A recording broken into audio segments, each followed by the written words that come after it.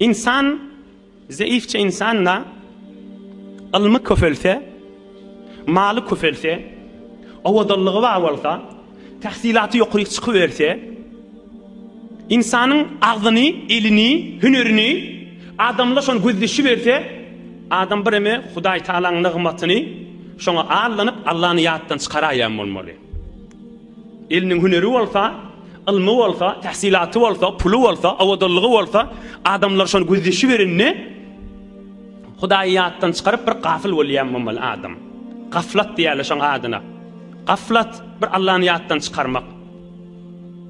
Oham adam Allah'ını da inni geleli şu vurduğunu. Şondan meylep adam iki tüyslü oluyor. Biri köplerçe Müslümanla şeyle. Şayet hemmemiz de şeyle oluyor. Son sahabalar da şeylemiştik.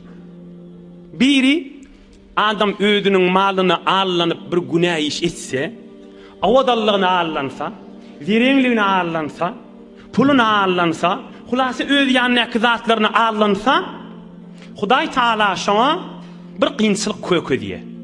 Bir griftari şon üstüne okluyor. Köplerçe Müslümanlı şeyle. Oham ol adam ne emet diye?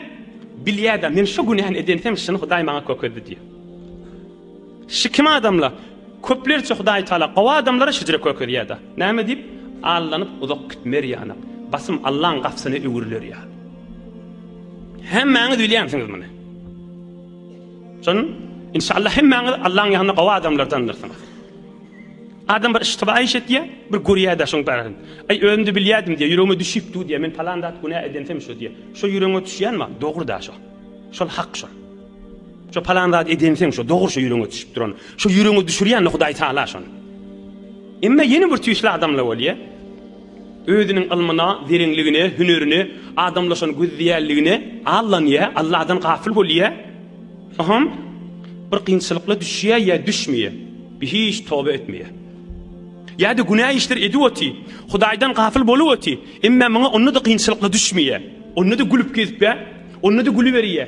Yeni günah işet ya şu puluna, derinliğine, avadallığına, tahsilatına dayanıp bica kan kepliye, kan ratlar aydiye, Kur'an marada, din marada. Aham bana bir afet, bana bir müşkil düşmüyor. Aham ne emet ya? Ünküden bitir kan kepliye. Aham ne emet oluyor? Şol adam ya kafir bolýar soňra ya fasık bolýar. Ora gaw düşünýänsiňiz näme diýenimi? Şol adamla görüň, şähriň içinde döwrekde badyr. Köplerçe men bilýän ýa bir tor gelillerde da bolýandyr. Kärre kepler berýändir din marada, Hudaý barada, ahun molla barada, Kur'an barada, ders berýärler barada. Bica kepler berýär, Hudaý da ona afet köklemýär, üstüne musibet düşürmeýär. Ohm ödüne näme qadyp kärre kepler kafir bolýar. Kim ýaly? Firavun ýany. Ona guruhy Firavuni diýerler.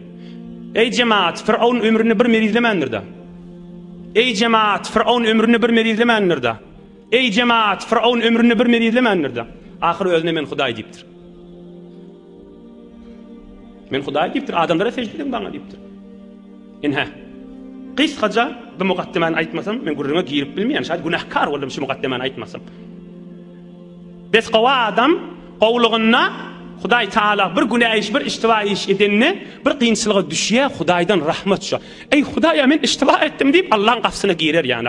Emma bir tor adamla, bir tor gelilli, bir savadu olsa, pulu olsa, avadallığı olsa, mudam cansa, mudam keyif kok, kärraklar kepliye, günah işleri ediye, bana hiç tat bolana, Hudaý bana hiç tat köküdena, am önküden meter kan kepliye, önküden meter biderek ratlar aydı veriye, ya kafir bolýar, ya fasık bolýar. Ol Hudaýyň söýmeýän adamlar.